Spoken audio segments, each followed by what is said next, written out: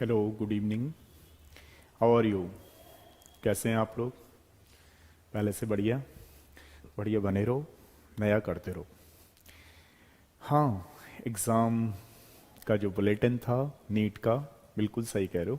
6 को ही आ गया था नाइट में, और बहुत सारे बच्चों ने फॉर्म भर भी दिया होगा। अब मैं तो भाई क्या है कि अपने घर गया हुआ था, मतलब इतनी सारी छुट्टी नहीं ली है मैंने, 6 से 10 करने गया था। तो मैंने कहा चलो थोड़ा सा इन्फॉर्मेशन ज़रूरी है आप लोगों के लिए, कुछ तो नया सीखोगे इस वीडियो के 5 से 10 मिनट के वीडियो में। हो सकता है आप कुछ नया इसमें सीखो। नया सीखने का ये है, कुछ बच्चों ने जल्दीबाजी में, जैसे ही 9 o'clock 6 को आया था एनटीए का नोटिफिकेशन। अच्छा, सारे टीचर क्या जो हैं अपने हिसाब से जो यूट्यूब चलाते हैं, टीचर तो क्या कहेंगे उनको, यूट्यूब चलाने वाला बोल दो, तो सब ने अपने हिसाब से डाल दिए व्यू आने के लिए, और आ भी जाते हैं क्योंकि जब भी तभी नया डालेंगे तभी व्यू आएंगे। हाँ, ये पुराना जरूर है लेकिन थोड़ा सा आप लोगों के लिए करते हैं नया। तो इसमें क्या है कुछ बच्चों ने 9 o'clock 10 o'clock तुरंत भरना शुरू कर दिया होगा। तो देखिए, जिन बच्चों ने भर दिया है अच्छी बात है, जिन बच्चों ने नहीं भरा है उनके लिए थोड़ा सा मैं आपको बताता हूँ डिटेल में। ये है कि इसमें जब आपको 6 का निकला था तो सबसे पहले आपको करना क्या है कि उसको जो इंस्ट्रक्शन है, जो इंफॉर्मेशन बुलेटिन है, उसको पढ़ना है, ध्यान रखना। दूसरी वाली बात यह है, इसमें वीडियो चाहे आप लोग कितने भी देख लो, इसको भी देख लेना, बट मैं जो आपसे एक्चुअल बात कहने जा रहा हूं उसको ध्यान से सुनना है। किस तरीके से आप फॉर्म भरें ताकि डे फर्स्ट से लेकर के फाइनल तक सिलेक्शन आपका ही हो। तो आपको सबसे पहली बात तो यह है कि 6 को फॉर्म नहीं बनना था, उसमें 1-2 बार पूरा पढ़ना है ढंग से, जो इंफॉर्मेशन बुलेटिन है उसको पढ़ने के बाद कम से कम उसको 2 बार पढ़ो ताकि कोई मिस्टेक ना हो। हालांकि फिर भी विंडो सीट ओपन होती है, फिर भी बाई मिस्टेक कुछ ऐसा हो जाता है तो वो वहाँ करेक्ट हो जाता है, बट स्टार्टिंग डे फर्स्ट से आपको ध्यान रखना है कि कोई भी इनकरेक्ट इन्फॉर्मेशन ना चली जाए, ठीक है। दूसरा, अगर हम बात करें इसमें कि अब ज़्यादा आपको लेंदी भी लंबा नहीं खींचना है इस फॉर्म को। जैसे पता लगा कुछ बच्चे कह रहे हैं जी मैं तो फॉर्म जब बिल्कुल कंप्लीटली मेरा 12th का बोर्ड हो जाएगा तब मैं आराम से रिलैक्स होकर के भरूंगा। वो भी आपकी एक जो इन्फॉर्मेशन है वो मतलब एग्जाम के पॉइंट ऑफ व्यू से थोड़ा सा लेट हो जाओगे आप लोग। रीज़न क्या है, ज़्यादा से ज़्यादा इस संडे को कंप्लीट कर लो आप लोग, यानी कि 12 तक कंप्लीट कर लो। 12 को नहीं है तो मंडे तक कंप्लीट कर लो, 13 को कंप्लीट कर लो।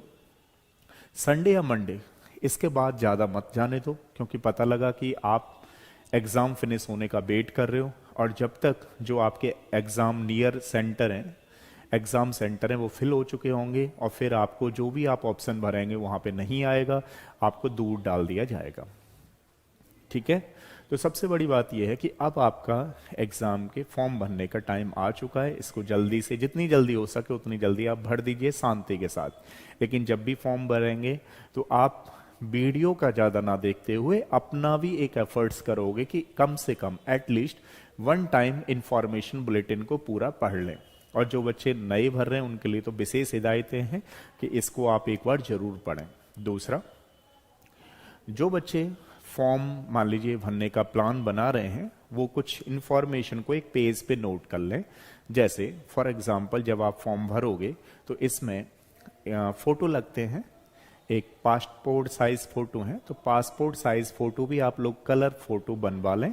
कम से कम 6 से 8 फोटो की रिक्वायरमेंट होगी। एक पोस्ट कार्ड साइज फोटो होते हैं जो लगभग 4 से 6 फोटो की आप बनवा करके रख लें। लगेगा भले ही 1 या 2, लेकिन काउंसलिंग के टाइम पे वही फोटो आपसे मांगे जाएंगे, ध्यान रखना। तो इसलिए 6 से 8 फोटो पोस्ट कार्ड साइज बनवा लें, ध्यान रखना। और एक होता है पासपोर्ट साइज फोटो 6 से 8 बनवाने हैं, और पोस्ट कार्ड साइज फोटो 4 से 6 बनवाने, ठीक है। उसमें वो लिमिट दे रखी है, उस लिमिट के हिसाब से जाएं।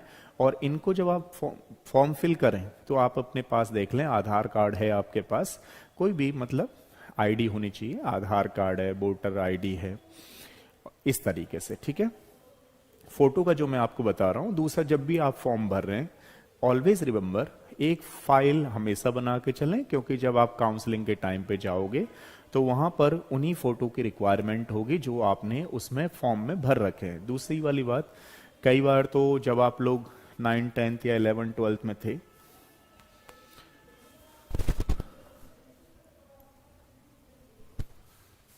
सॉरी, जब आप 9, 10th, 11, 12th में थे तो उसमें क्या करते थे, जैसे ही आए थक करके बैग फेंक दिया, एडमिट कार्ड इधर पड़ा हुआ है, वो इधर पड़ा हुआ है, वो इधर पड़ा हुआ है, मम्मी पापा आपका ख्याल रख रहे हैं, तो वहाँ उनको रख रहे हैं।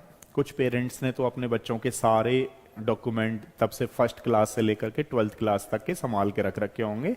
कुछ थोड़ा सा पेरेंट्स ने लापरवाही कर दी होगी, तो बच्चे थोड़े और भी ज़्यादा लापरवाही होते हैं, तो उनका कभी कहीं मिलेगा कभी कहीं मिलेगा। तो डॉक्यूमेंट का ध्यान रखें, बहुत ही संभाल करके रखें इनको।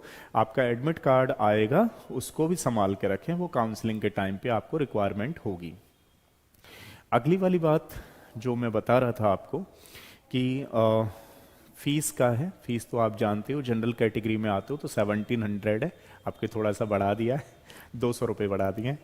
और अगर आप जनरल EWS में आते हो, EWS के लिए क्राइटेरिया है, आप लोग जानते हो, जिनके पेरेंट्स की इनकम 8 लाख से कम है, वो EWS बी इकोनॉमिक सेक्शन में आते हैं, जिनका 1600 का है। या फिर आप नॉन क्रीमीलेयर OBC आते हो तो आपका 1600 का है। लेकिन मान लीजिए अगर आप कैटेगरी में आते हो SC ST या PW में आते हो, फिजिकल, ठीक है, डिसेबल है, तो आप लोग PD कैटेगरी में भी जो फॉर्म है वो 1000 रुपये का है। तो 3 कैटेगरी में डिवाइडेड है, 1700, 1600 एंड 1000 रुपये।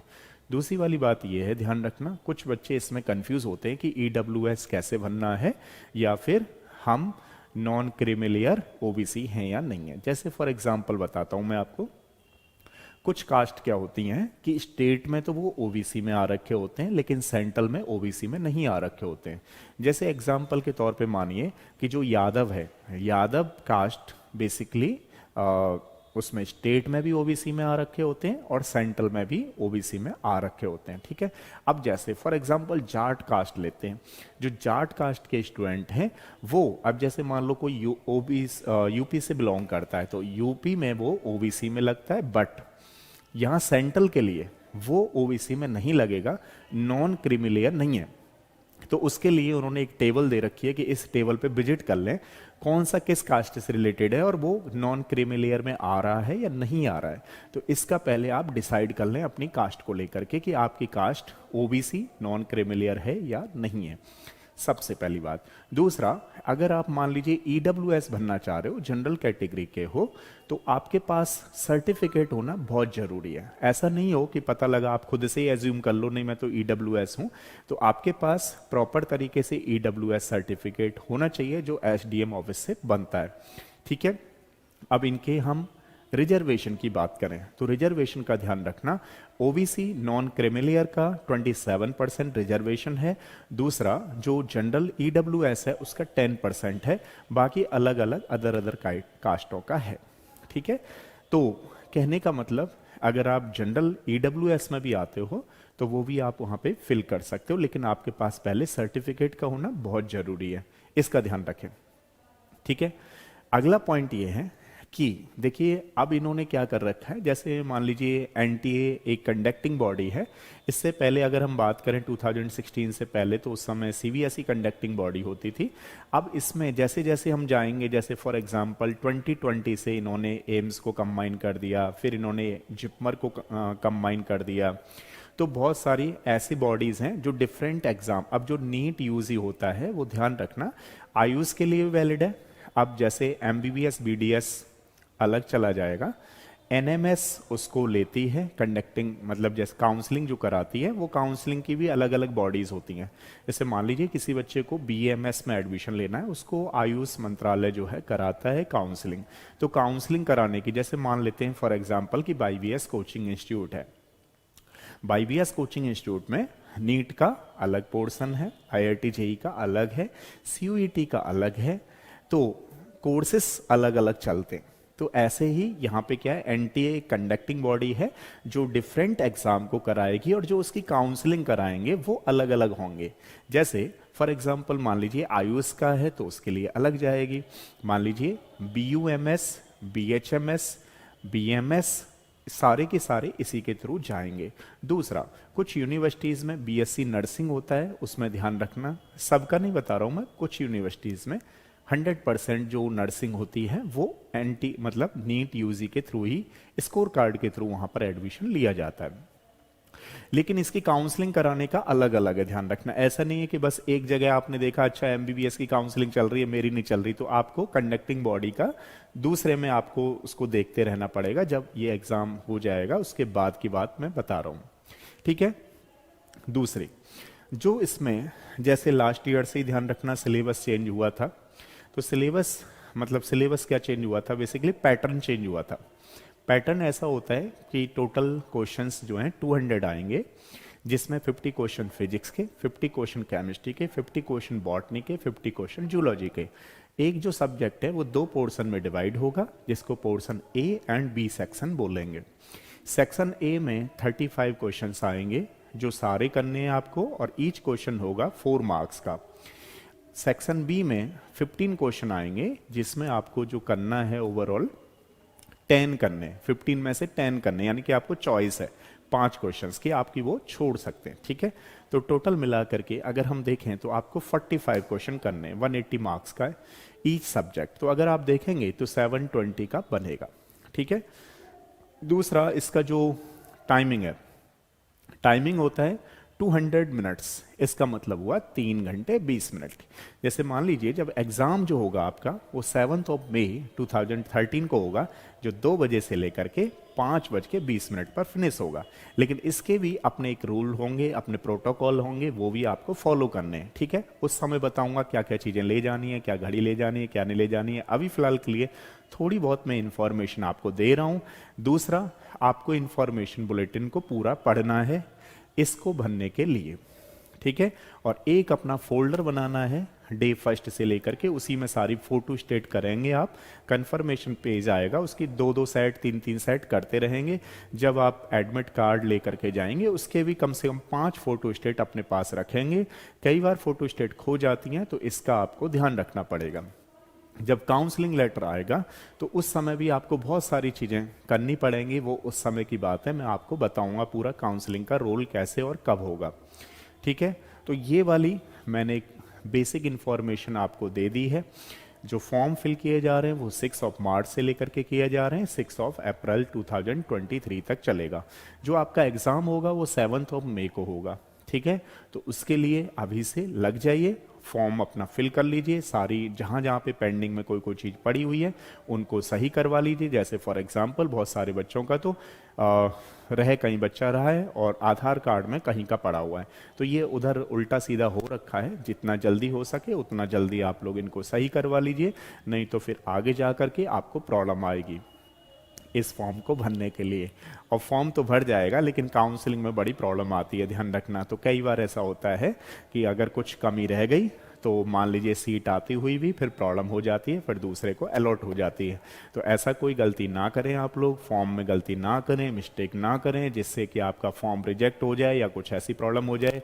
तो इनको अवॉइड करने के लिए मैंने आपको सबसे अच्छा रास्ता बताया है कि मान लीजिए मैंने कोई बेसिक इन्फॉर्मेशन दी, कोई 1 घंटे भी उसको पूरा इन्फॉर्मेशन बुलेटिन को आपको बोल रहा है, तब भी समझ में नहीं आएगा जब तक आप उसको ढंग से नहीं पढ़ेंगे। और एक बार पेरेंट्स को भी पढ़वा लीजिए जिससे कि आपकी सारी जो क्वेरी हैं वो खत्म हो जाए, ठीक है। जो बच्चा 12th अपियर है उसके लिए अलग कोड फिल किया जाता है, ध्यान रखना। जो 12th पास है उसके लिए अलग कोड यूज़ किया जाता है, जो BSc वगैरह वगैरह में पढ़ रहा है उसके लिए अलग कोड यूज़ किया जाता है। अब बात करें इसकी, जैसे मान लीजिए कोई हमारे अंकल जी हैं और उनको पता लगा कि यार अब मुझे तो डॉक्टर बनना है, तो वो भी बन सकते हैं, ये बड़ी खुशखबरी बात है। वो लास्ट ईयर से ही है, तो आप 17 ईयर के मिनिमम होने चाहिए, ध्यान रखना। और अपर एज की कोई लिमिट नहीं है, आप जब भी मान लीजिए जितनी बार भी एज की हैं और अगर आपका सपना जगा हुआ है कि डॉक्टर बनना है, बिल्कुल फॉर्म भरिए और IBS में एंट्री मारिए, तैयारी करिए। यहाँ से डेफिनेटली आप सिलेक्शन जरूर होगा। अब ये नहीं कह सकते कि आपका गवर्नमेंट में होगा या प्राइवेट में होगा, बट होगा जरूर, ठीक है, इसी उम्मीद के साथ आप हमसे जुड़िए। दूसरा, मान लीजिए 17 ईयर की बात चल रही है, तो यहाँ पर जिन बच्चों का जन्म जन्म जो है, बर्थ जो है 2006 के बाद हुआ है, वो नहीं अपियर हो सकते 31 दिसंबर तक, यानी कि वो 2006 के कैंडिडेट होने चाहिए। ऐसा नहीं 7, 8 वाले नहीं चलेंगे, क्योंकि वो 17 एज से कम माने जाएंगे। अच्छा, पुराने चलेंगे 1980 का भी चलेगा, 1970 का भी चलेगा, वो दौड़ेगा, कोई प्रॉब्लम नहीं है। बट आप लोग 2006 के बाद के जन्म नहीं होना चाहिए आपका, नहीं तो वैलिड नहीं है, क्योंकि इसकी मिनिमम एज है बट मैक्सिमम कोई भी अपर एज लिमिट नहीं है। तो इसकी मिनिमम एज जो है वो 17 ईयर है, मैक्सिमम कुछ भी नहीं है। तो कोई भी फॉर्म भर सकता है, BUMS, BHMS, BAMS और MBBS, BDS, कुछ भी कोर्स कर सकता है और अपने डॉक्टर बनने के सपने को पूरा कर सकता है, बट नीट NTA के थ्रू। ठीक है, अगर आप बाहर भी जाना चाहते हो तो ध्यान रखना, आपका नीट स्कोर कार्ड होना चाहिए, उसमें आप पासिंग मार्क्स में आना बहुत ज़रूरी है। ऐसा नहीं कि पता लगा कि कट ऑफ ही नहीं है, कट ऑफ में क्लियर नहीं हो पा रहा है, आप बाहर लेने का प्लान बना रहे हो, तो अगर मान लीजिए एडमिशन आप MBBS वगैरह बाहर से भी करना चाह रहे हो, तो भी आपके पास नीट का स्कोर कार्ड होना बहुत ज़रूरी है, उसमें पास होना बहुत ज़रूरी है। स्कोर कार्ड तो सबको ही मिल जाता है कई बार, समझ रहे हो ना मेरी बात। तो ये थी बेसिक इन्फॉर्मेशन। हाँ, वीडियो मैंने लेट बनाया है, उसके लिए तो अब मैं सॉरी से काम कुछ चलने वाला नहीं है, क्योंकि मैंने आपको बता ही दिया था कि होली पे मैं थोड़ा सा बाहर था। फिर भी ये इन्फॉर्मेशन भी मैं समझता हूँ आप लोगों के लिए थोड़ा सा काम आएगी, और बीच बीच में मैं आपको और बताता रहूँगा। अभी मैंने जितना बताया उस पर काम करिए, ठीक है। नेक्स्ट मिलते हैं, तब तक के लिए थैंक यू सो मच। ठीक है, बने रहिए हमारे YouTube चैनल bybsindia.com पे।